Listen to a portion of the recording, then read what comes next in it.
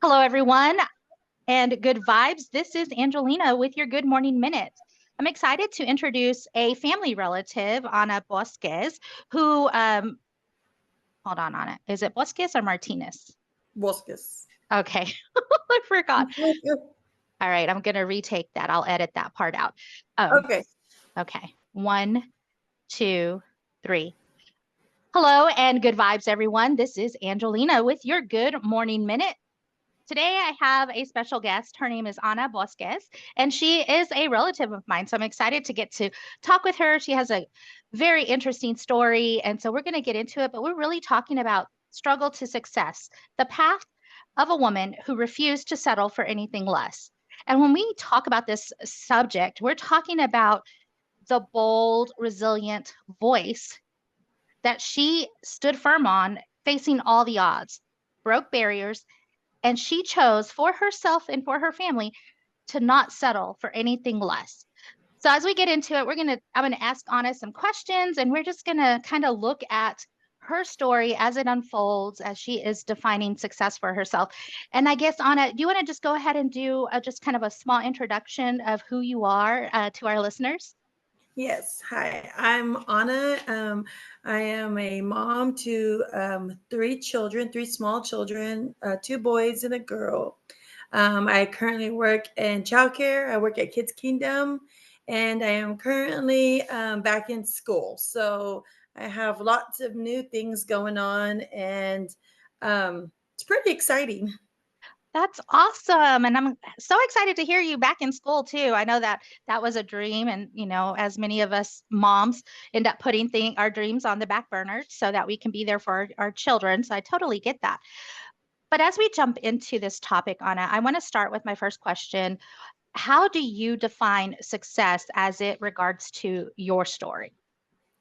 I think for success for me is not being in the same place I was a year ago or 2 years ago. So I think looking at my life and really evaluating like where I am now versus where I was. And really just trying not to be in that same place in all aspects, in like in my job, with my children, mentally and physically. And emotionally, success for me also is determined by my healing process and my journey with God, and making sure like all of those are continually moving forward, and that my children see that success can come in different shapes and forms, and that it's not always easy. Mm, and I like that you said it's not always easy, especially coming from a single mom. So, Anna, tell us a little bit about your story. Kind of, I don't know, give us a timeline or just kind of walk us through some of the things that were significant barriers and challenges as you start re-evaluating, what you're going through and you're like, is this where I want to be in life? So kind of tell us a little bit about that. Okay, so I think one of my main, so it started, I went to school, high school. I've always worked in childcare. I really had this thing with God, like if I'm not married by 35, I'm never gonna do it. Hmm. And then I met my husband at 35, and I got married, and we started having children. And one of the first things that happened, I think, for me was I was under the impression that because you get married, because you have children, you grow up and you automatically change. So for me, there was lots of things that were in my ex-husband that I was very much like, this is going to change because he's getting married. This is going to change because he's becoming a father. And not really realizing that there were other things behind those. And that wasn't always the truth for everybody.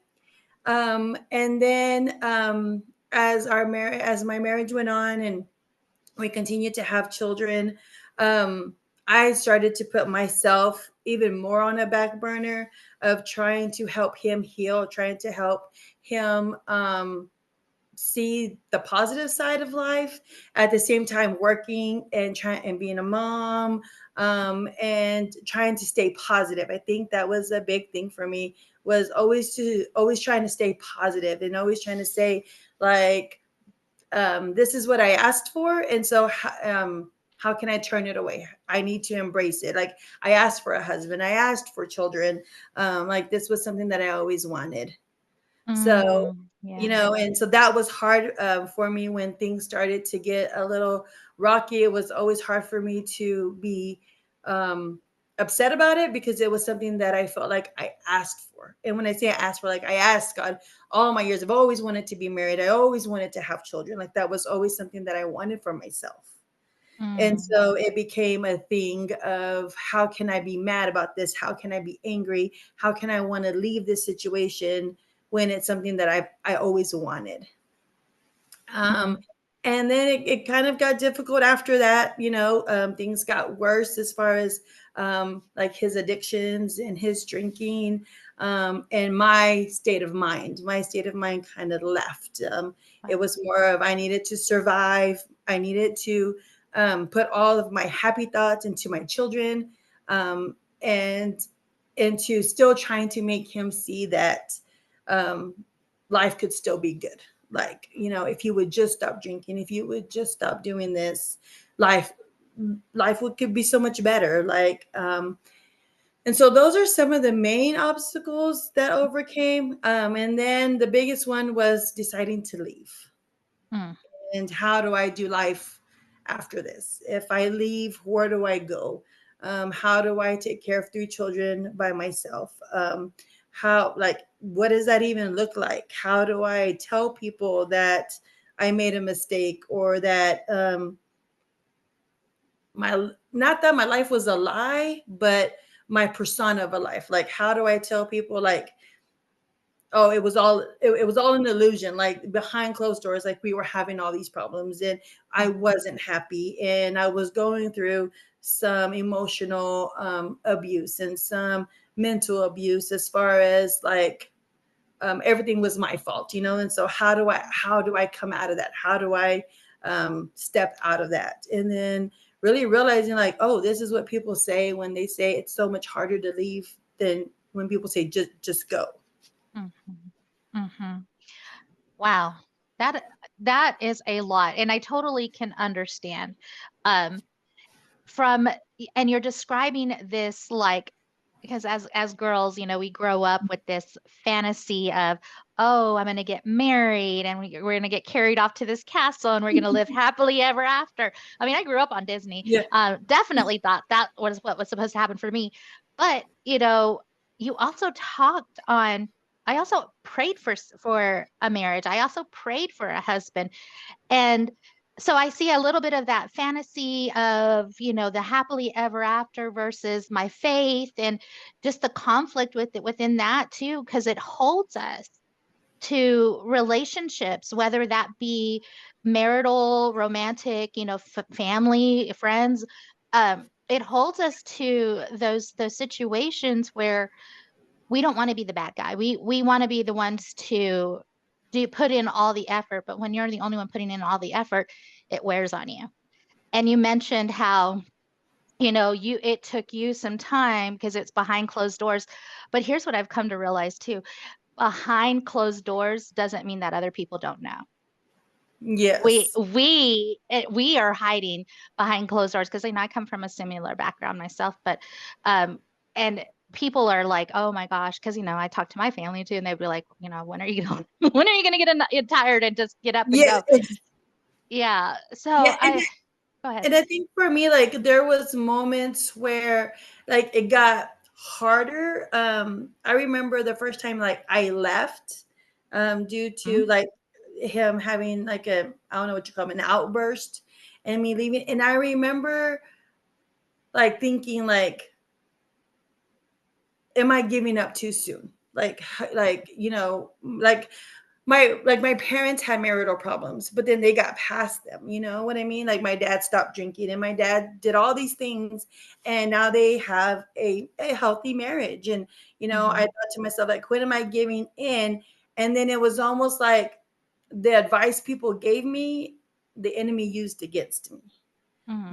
Because people Mhm. would say like that's so irresponsible of you to put your dad in that position to come and get you. That, like how can you keep doing these things? And so when I went back to try to my marriage, it made me stay in it longer because I kept replaying that. Like it would be very irresponsible for me to leave again. It'd be very irresponsible for me to put someone in danger to come and get me. Mm. And so I think like those things were just like really hard. And that's when like it really came down to me like having to have that courage and that self-talk to myself and with God and say, okay, I can't do this on my own, so you're gonna have to make me leave. Mm.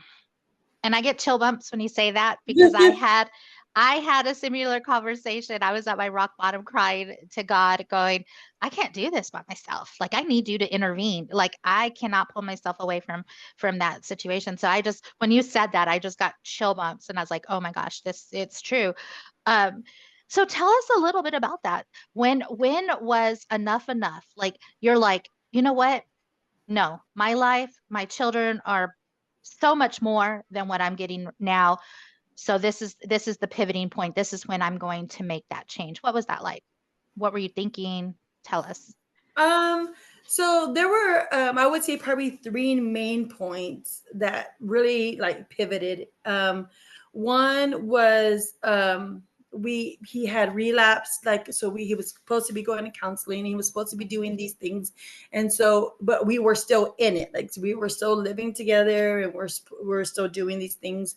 And one day he came home and he said, and he was high, and he said, I Mhm. will never change. You married me this way. So either you decide to love me the way I am, or you get up and you leave. This is my house. And in that moment, I took my kids and I left. Mhm. And I said, I couldn't do it anymore. In that moment, I felt like I had to protect my kids in Mhm. the sense of I needed to break chains that I didn't want chains to put on them that he was carrying around and he was no longer wanting to break. Mhm. I felt like I needed to protect my children from generational curses, from things being passed down to them through him because he was not willing to change, because he was not willing to see what was happening. And so that was a shift in my mindset. That was Mhm. my mind switched right then and there. And I knew I couldn't live that way anymore, and that I had to do something. And so I remember I left and I went to my parents and I told them I can't go back. I Mhm. can't. And from now on, I haven't gone back. And it's been a really big roller coaster.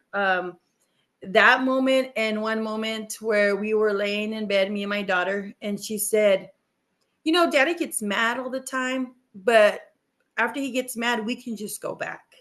And that's when I knew that my kids had accepted the way he was and how Wow. we lived. And I cried. I remember I cried because it was a big moment for me, knowing that she had accepted that that's who he was and that's how we lived. And that she was okay with that. Like she was Mm. okay with um the way things were going, and not even okay, but like for her it was normal. And I knew that I needed to show them that that wasn't normal. That wasn't normal marriage. That wasn't normal love. Like that's not how Yeah. life was supposed to go. Wow. And it's true. I work in foster care. And, I often tell foster parents that are wanting to become foster parents, like you're coming in with this concept of you're accepting a child into your home that has been exposed to whatever abuse, neglect, or anything like that. But to them, that's their normal. They know no different. And so you can't just say, I love you, this is a safe place, because they have no definition of what that safe place is. And it just hits for me because as you say this, I'm like, it's so true because children normalize things and they're resilient and they just learn to accept things as this is just how life is. And I think it's so brave of you and so courageous that you're stepping outside of that norm because it was a norm for you as well for some Yeah. time. but you're stepping out of it because you're like, I'm not going to let my daughter accept this as a marital relationship for her future, or my sons either.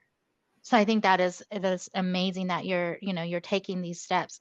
You said roller coaster, and I want to kind of hit on that too because it's like you said in the beginning, it's so much easier said than done. So explain to me a little bit about that roller coaster of a ride because you also said I haven't gone back yet. So just kind of walk us through it because I think for people that look outside looking in, it is easy for them to go, I wouldn't let somebody like that, you know, treat me like that. I wouldn't take all that and I'll just leave. But it doesn't start out that way. Like Right. it, in the beginning, it doesn't start out that way until, you start putting some years and time and feelings invested. So let's talk about the detox, the roller coaster that you're going through right now. Yeah, the roller coaster, it is a roller coaster. And I think it's a roller coaster and I don't know, I feel like it's a vicious roller coaster, especially when I don't know how to say it. Like when we both still say like we love each other. Like I feel like I still truly love him. Like my separation and my upcoming divorce from him is because of his addictions and his choices not to change. And so when he says like, "Well, I still love you too. Why can't you just ride this roller coaster with me?" It becomes a roller coaster, and it's a roller coaster of like um, in the beginning it was a roller coaster that I was on, and then almost like it was a good roller coaster. It was fun, but like when you go up and up and up and you get really high, and then your stomach like starts to like feel uneasy. And I wanted off, and I couldn't get off. It's almost like I had to take the plunge down in order Mm, to get off. Like mhm, and so that's the way I feel. Like I feel like it was like a plunge down, and then I feel like as people came into my life and was like, this is happening, it was almost like the guy was like, stop the roller coaster, said, do you want to get off? And I would say no. And mm, then there went the roller coaster again. mhm, And and so like there was plenty of like pit stops where people were like, do you want to get out? And I would be like, no. Or I would get out and I would say yes. I go to my parents. And then it's almost like the best way I can explain is like he would fancy up the roller coaster and come back, and I would get back on the roller coaster. mhm. Yeah. And I think like that's where like that life just would go up and down. And even now, like being separated, we've been separated for almost 2 years, and it's taking me this long to accept that it's time for a divorce. Mm, Just because I still feel like, am I giving up? Am I turning my back on him? Am I or should I just wait a little longer? You yeah. know what I mean? And but as time has gone on, I've realized like that's not the truth, and that what God wants to restore, he can restore regardless of my piece of paper, regardless if I'm still married or if I'm divorced and stuff like that. But like just really having to let that go, Mm, because I'm tired of having my kids on that roller coaster. Like it's time to get off, and even right now, like we have two simultaneously roller coasters going, because my children are on a roller coaster with him as children and father. The mhm, in and outs that he's doing with them, just being a father. And so um it I don't know. Like it's just so hard to explain, because there's so many emotions that go into it. mhm. That bottomless pit feeling, and things like that. So, and it's like when I think it's smooth sailing and we're just gonna coast it, I feel like all of a sudden I'm going up a hill or I'm dropping down on a hill, just kind of depending on what I'm doing and stuff. So, I think the biggest part that's helped me is realizing that I deserve to be happy. That was something that I really struggled with. I didn't want to go back to school. I didn't want to, like I had a really hard time like wanting to move out and get like a new place when I was with my parents, all because like I felt guilty about wanting to be happy. Mhm, Uh, and my marriage was falling apart. Like mhm, how can my marriage fall apart and this man that I love be struggling, and my kids are struggling, and I want to work really hard just to be happy. Like I felt really guilty about that. Mhm. And so let me ask you, because I feel like many women go through this, especially women coming out of, toxic relationships and whatnot. Uh, what what does happy look like for you? How do you define that? Oh, I think happy to me is um I think happy for me looks like being able to do life um without the trauma or the Yeah. like being triggered. Like Mhm. that's what happy looked like. Happy looked like for me at some points just one foot in front of the other. Like Mhm. just wanting to get a place for myself and for the kids, wanting to have the big Christmas, like wanting to just smile and enjoy life. Like I had a hard time with just like wanting to play in the rain with the kids because I didn't feel like I like those things that brought like joy and happiness. Mhm. um Being able to breathe. I think that's one of the things that is happy, like that deep breath of just like having peace in my house and having that joy of like enjoying my children and enjoying life and being able to enjoy like time with myself. And some of those happy things were also like being able to talk to God with things outside of my marriage, Mm, like yeah. being like for a lot of my things were just about my marriage, and I wanted to be able to have a conversation even with my parents or my sisters or family that didn't revolve around my marriage, uh, Yeah. or me being broken, like me being unhealed, like Mm, that's what happiness looked like for me. Like I wanted to get past it. I wanted to not think about it. I wanted to not have be feel guilty about it. And when and even like now, like being able to have this conversation and not having to like cry and like feel guilty or like where it just really would break me down. mhm. Mhm. No, I get it. And it almost is the way I see it, it's like you're describing, I wanted to remove myself from walking on eggshells and just surviving day by day to actually be living and thriving in the moment of life is what I'm hearing for you. And and you mentioned guilt because there's a lot, and you even started out with that, like your religion, being confined, once you're married, you stay married, you're committed, also to the expectations of just women. Women are supposed to make a happy home, and just those societal norms or even culture norms. So what are you doing to help yourself kind of accept, you know the way things are, how to and not feel guilty about it, because so many of us struggle with that. So what are you doing? What are some things that you're doing to kind of help heal? So one of the big things is God. Lots and lots of Jesus. Lots of trying to ingrate myself and my kids into church with people who are like-minded and people who understand that where not where I'm not where I've been, but like where I want to be. Um, Mm-hmm. and I think also just trying to take it one day at a time, Mm-hmm. one foot in front of the other, trying to also show my children that bad things happen in life and we can't sit and dwell in them. And me dwelling in it is not showing them how to move forward in things, being that trying to be that role model or that to my children, that I can move forward, that bad when things happen to you, they don't define you, that it's not who you are.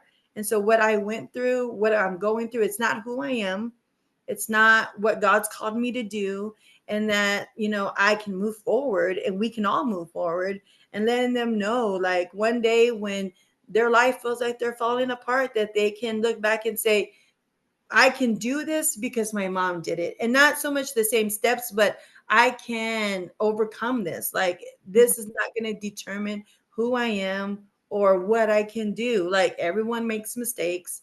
Um, Bad things happen to everybody. And being able to say, okay, I want to be that for my children. I want to be that for my daughter and for my sons. I want to show them that it's okay that bad things happen, and that it's okay to be sad in the moment and it's okay to be angry in the moment, but what's important is that you work through it, that you give it over to God, and that you continue to do what God has called you to do. Mm, mm. So true, so true. So as you're moving on and you're taking I mean, you mentioned getting back into school and those things. When did you start realizing, you know what, it's time for me? What was that like? And kind of what walk us through that process. I think it's happened little by little. Mm-hmm, So one of the big things with school was, I love childcare, and we all know childcare doesn't pay very much. It doesn't offer health insurance and stuff, mm-hmm, but I feel like it's where God has called me to be. So I remember one day talking to God and say, "Okay, God, if this is where you want me to be, I need you to provide the way and the finances for me to take care of my children and be a single mom mm-hmm, and do this. I trust in you, so just show me the way." mm-hmm, And it kind of fell in my lap with school. Honestly, I got a scholarship to go back to school to stay in childcare. My job gave me a raise, so I didn't get a second job, and so I just feel like that's kind of what it started looking like. But like here in the current, but 6 months ago, I sat down and I said, "This is going to be my life forever. I'm going to be a single mom forever. I can't see myself bringing another man into my life. I can't see myself going back to manual. This is where I am. And how am I going to take care of my children? And how am I going to provide a safe, thriving home for them?" And mm-hmm, really sitting down with God and writing those things down and saying, what does that look like for me? And um, with the healing that I'm still doing, I really right now could only look at 3 months ahead. I mean, that's as far as I can see right now. And so, mm-hmm, what am I gonna do for 3 months from now? And that was at that time, it was decorating my house. I got an apartment, but I hadn't decorated. There was nothing on the walls. There was no pictures on the walls. Okay, so how am I going to make this a home? How am I going to um, bring life back into my home? How am I going to still be the mom that I was, or that I can be for my children? And that was starting with by putting love into my home. I put mm-hmm, love into my children, but I didn't put love into my home. I mm-hmm, didn't make home feel like home for my kids. And mm-hmm, so that was a really big point for me, was really just trying to make my apartment my home, and filling it with love and letting the children know like this was our home. It wasn't just a house, it wasn't just an apartment. And then from there, it's just kind of been little steps here and there. mm. Wow, that's beautiful. And so, as we get to wrapping up our conversation, Anna, what advice would you give someone that may be in a similar situation?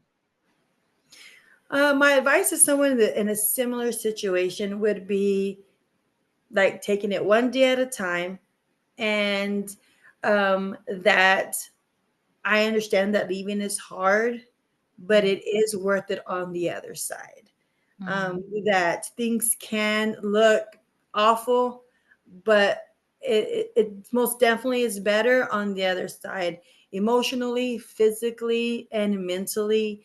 That there are bigger and better things on the other side, regardless of what that other side looks like. That you are worthy, and that you deserve to be happy and to be treated with respect, and that you deserve the things that you feel that you need and that you want, and that there will always be people out there who will help, that there will always be just people that will help, and that there will always be bumps in the road. Mm, but you should never live with, I feel you should never stand for someone who puts the bumps in your road. mm. And so just really that it's so much better on the other side. Yes. And I can second that for sure. I definitely can. Well, everyone, I just want to thank you for listening in. Like always, I am Angelina Mojica, your life coach, sending you much love, much peace, many blessings.